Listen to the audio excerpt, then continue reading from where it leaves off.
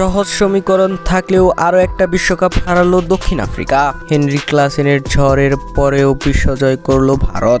এদিন টি-20 বিশ্বকাপের ফাইনালে মুখোমুখি হয়েছিল দক্ষিণ আফ্রিকা ও ভারত, যেখানে আগে টসে জিতে ব্যাট করতে নেমে শুরু থেকেই ব্যাটিং তাণ্ডব চালায় ভারত। বিরাট কোহলির ৭৬, অক্ষর প্যাটেলের ৪৭ এবং শিবম দুবের ২৭ রানে ভর করে নির্ধারিত ওভার শেষে ৭ উইকেট হারিয়ে ১৭৬ রান সংগ্রহ করে ভারত। ১৭৭ রানের লক্ষ্যে ব্যাট করতে নেমে মোটামুটি একটা শুরু পায় সাউথ আফ্রিকা, কিন্তু সেখান থেকেই ঘুরে দাঁড়ায় ত্রিশান্ত স্টাফস, ডিকক এবং হেনরি ক্লাসেনের ব্যাটে।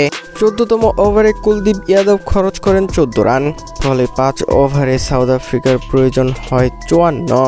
অক্ষর প্যাটেলের করা ১৫তম ওভারে ২৪ রান তোলেন হেনরি ক্লাসেন। ঠিক তখনই যেন ম্যাচটা হাতের মুঠোয় তুলে নেয় সাউথ আফ্রিকা, কেননা এরপর ৫ ওভারে মাত্র প্রয়োজন ছিল ৩০ রান, কিন্তু ৩০ বলে ৩০ রানের সমীকরণটা মেলাতে ব্যর্থ হয়েছেন হেনরি ক্লাসেন। ১৬তম ওভারে মাত্র ৪ রান দেন জসপ্রীত বুমরাহ, যদিও কোনো উইকেট পাননি তিনি, কিন্তু ১৭তম ওভারের প্রথম বলেই হেনরি ক্লাসেনকে হারায় দক্ষিণ আফ্রিকা।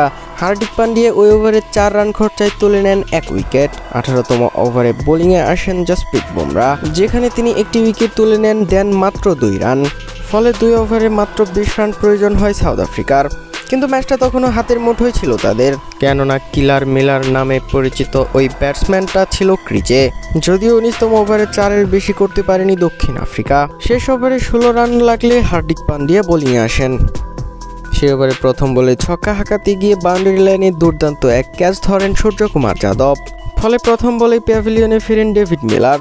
১৭ বলে ২১ রান করে আউট হলে ৫ বলে দক্ষিণ আফ্রিকার প্রয়োজন হয় ১৬ রান। সেখানে ৮ রানের বেশি করতে পারেনি কাগিসো রাবাদারা, তাই তো দক্ষিণ আফ্রিকাকে ৭ রানে হারিয়ে বিশ্বজয় করল ভারত।